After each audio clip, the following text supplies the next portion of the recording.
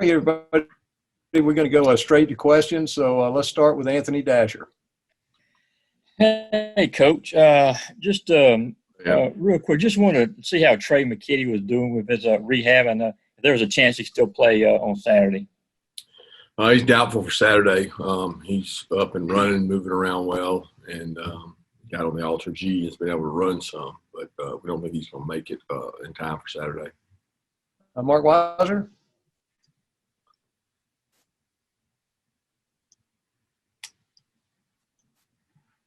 Mark Weiser. Sorry about that. Hey, Kirby.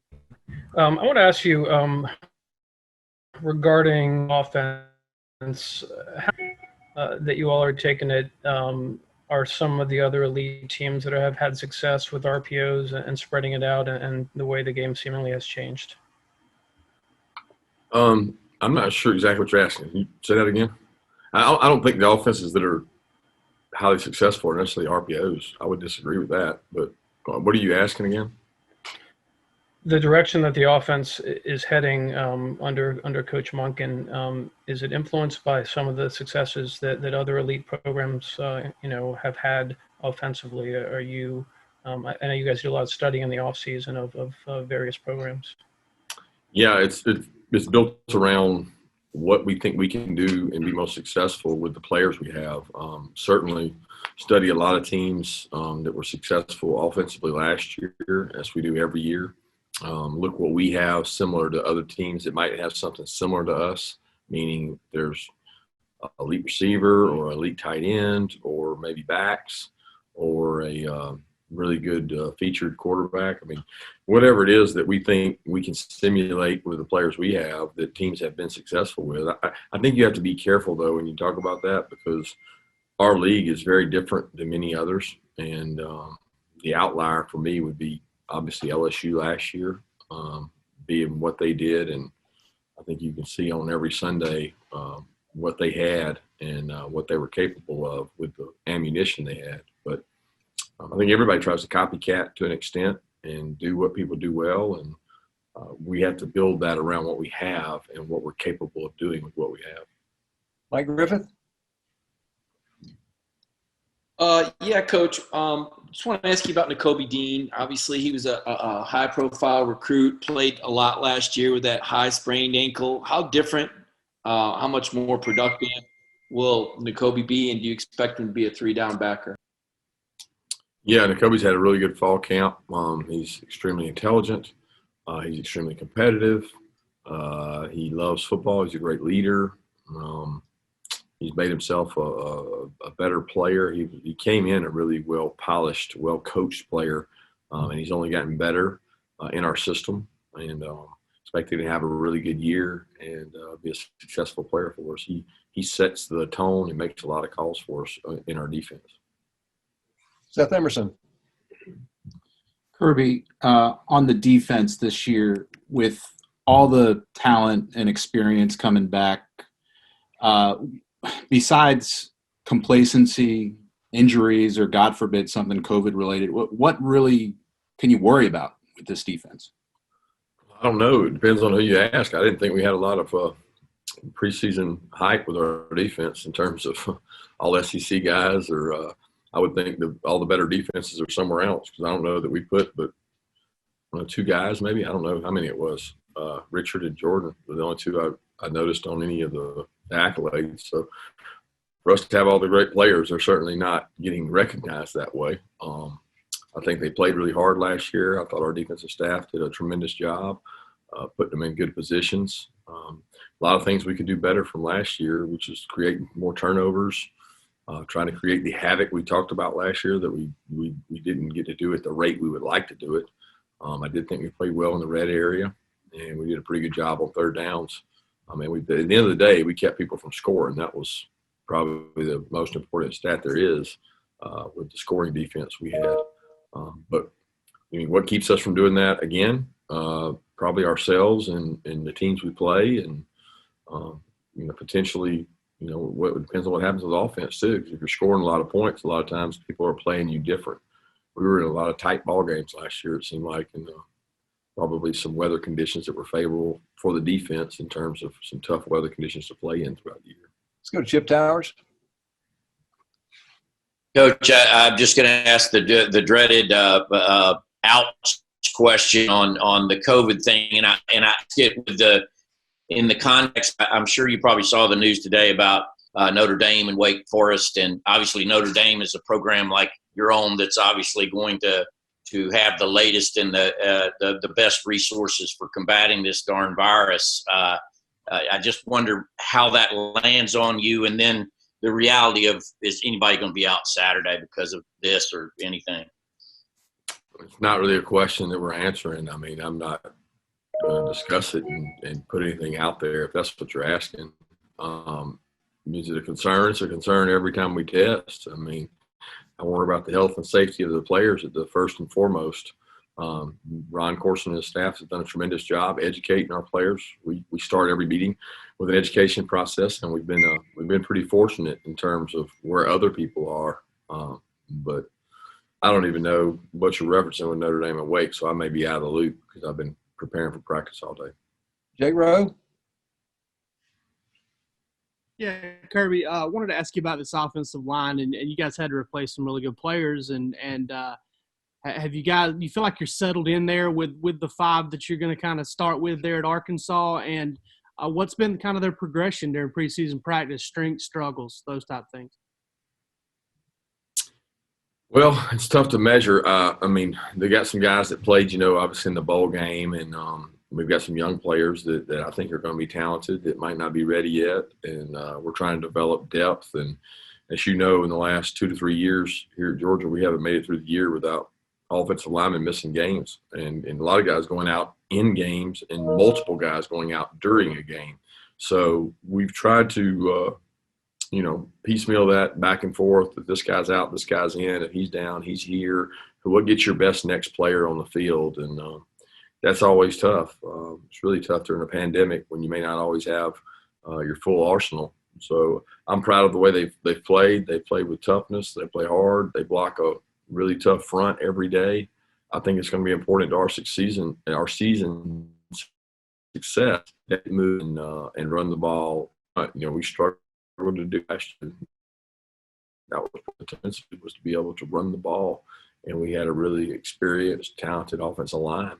So we have to run the ball to set up other things. And I'm proud of the way those guys have worked, and we probably got 7 or 8 guys that we feel comfortable rolling through there. Go to Dean Legge. Kirby, along the lines of running the ball, when you at some stage like the quarterback will run it, how do you make sure that how do you make sure that person doesn't get hurt, or what's your worry level on that? Yeah, you can't control it. I mean, there's no way we can control it. I mean, we have injuries every day at practice. There's a ankle sprain, a bruise, a contusion, a knee. It's a violent football's a violent sport. I mean, it's a contact sport, and there's injuries in it. So it's really not something you can control, and you really can't control it in games because quarterbacks are much more vulnerable during games than they are in practice. So it's always a concern for us, which is why you recruit hard, you develop, you establish a roster, you get guys ready. We're very fortunate that we have the ability to practice a lot of guys and develop them and try to get them ready. But it's always a concern about guys getting hit, especially guys that haven't been hit before. Brandon Sudge. Hey, Kirby. Actually, Jed May from Macon. I wanted to ask you about DeJuan. And, last year, what do you think he learned from Jake in terms of, leadership, taking command of a team on the field, all those types of things that might be helping him right now? I would probably say just being level-headed. I mean, I think all the quarterbacks that were here last year, the 2 really and a couple of the walk-on kids, they learned that the composure is such a big important part, that no matter how well you practice, or how poor you practice, or how good the play was, or how bad the play was, the next play is the only one that matters. And I think composure is a big part of it. I think each one of these guys has learned that from Jake. I think Jake had a set routine he did during the week, and he set a standard pretty high for the quarterback position in terms of preparation. Zach Klein, you have a question? Hey, Coach, have you notified the player or the teams who will start at quarterback Saturday? What's that? I didn't hear your question. Have you notified the player or the entire team of who will start at quarterback on Saturday? I would say that's a team decision, and we keep our team stuff to ourselves. Thank you. Let's go to David Pascal. Hey, Kirby, wanted to ask you about a player up here from Chattanooga, or near Chattanooga, with Lad McConkey, the freshman. I know he was very versatile at North Murray, so I guess my question would be how's he been doing? How have you been using him, and does he have a chance to help? Is there some role he could help you guys out of the gate? He's fast. He's athletic. He's got really good hands, and he comes to work every day. He's a guy that has worked some of our scout team, and he competes. He blocks. I mean, he's a lot more physical than you would expect a guy his size to be, and he's gotten bigger since he got here. I'm excited about him and his development. He works so hard each day and got really good ball skills, and he's caught the ball well. Vance Levy, you have a question? Hey, Coach. How's the practices been the last couple of days and today? And then has the team transitioned pretty well going into game week? And has it been more challenging given everything y'all have had to go through to even get here?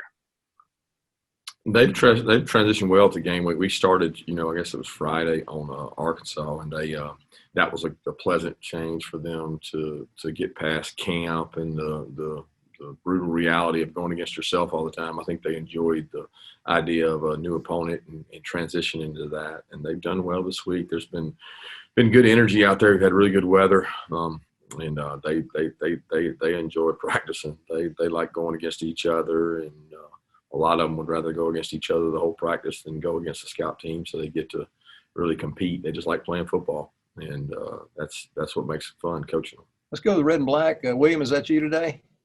Yeah, it is. Thanks, Claude. Hey, Coach. So, projections have you guys winning big on Saturday. But, what on this Arkansas offense in particular are you looking out for and that you don't want to underestimate heading into this game? Well, Arkansas's got a great skill. Look, Chad Morris knows what he's doing when he recruited a lot of these guys that are big athletes. A lot of them played last year. They have a lot of matchup issues for us. They got two really good tight ends. They got one of the best backs in the SEC. Look, Sam's been coaching offensive line for a long time, and he's got an O-line coach that he's known for a long time. So I'm not falling into that trap of bringing a young offensive football team on our side of the ball, falling into thinking that it's going to be one of these tight games. That's not the case. Our kids are going in. They got a lot of respect for Coach Pittman. They got a lot of respect for – we know they'll practice hard just like we practice hard, and they got a good football team. And it shows up when you look and say, okay, what is these guys done? What has Coach Bryles done in his history? He's run a lot of plays. He's running really fast. He's not going to sit there and let us get our cleats dug in the ground and play defense. He's going to make us play, left-handed. And our job is to try not to let that happen. Got time for about two more questions. Let's just open up. Anybody?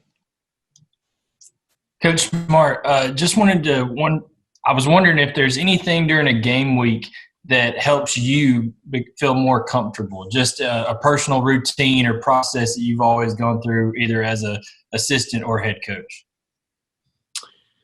I usually judge that off of kids' demeanor, their approach, walkthroughs, meetings, guys coming in to watch extra. Just the attention to detail that the players show is the number one thing that tells me they're ready or they're focused. And when you have silly mistakes and they don't focus in, it usually shows and it gets you concerned. So that probably the only thing that gets me at ease is the seriousness approach to the game. The players. Coach, I want to ask you about Cade Mays. Tennessee's talked a lot about this player. They accused Georgia having a toxic atmosphere and asked if you've written a release. I mean, what is your stance on Cade and some of the things that Jeremy Pruitt has said the last 3 weeks over and over? Well, unfortunately, I'm not able to respond to that. So in due time, it'll play itself out, but it's not something I'm allowed to comment on.